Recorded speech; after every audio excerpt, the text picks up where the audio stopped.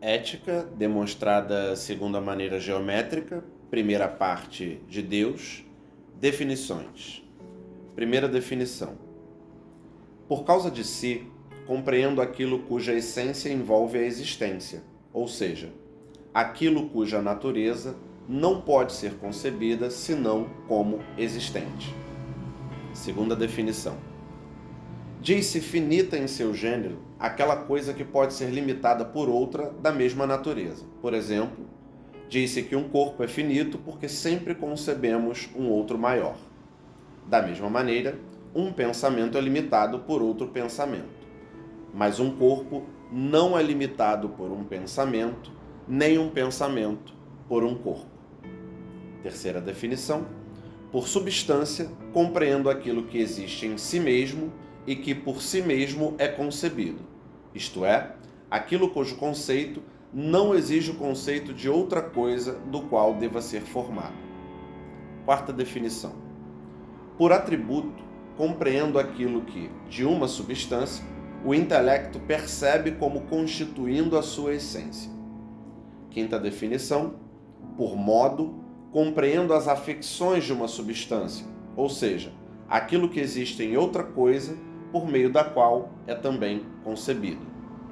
Sexta definição.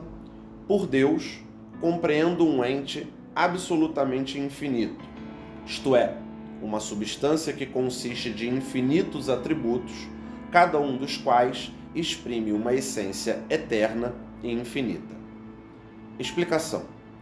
Digo absolutamente infinito e não infinito em seu gênero, pois podemos negar infinitos atributos àquilo que é infinito apenas em seu gênero, mas pertence à essência do que é absolutamente infinito, tudo aquilo que exprime uma essência e não envolve qualquer negação. Sétima definição. Diz-se livre a coisa que existe exclusivamente pela necessidade de sua natureza e que por si só é determinada a agir. E diz-se necessária, ou melhor, coagida, aquela coisa que é determinada por outra a existir e a operar de maneira definida e determinada. Oitava definição. Por eternidade, compreendo a própria existência, enquanto concebida como se seguindo necessariamente apenas da definição de uma coisa eterna.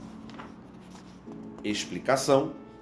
Com efeito, uma tal existência é, assim como a essência da coisa, concebida como uma verdade eterna e não pode, por isso, ser explicada pela duração ou pelo tempo, mesmo que se conceba uma duração sem princípio nem fim.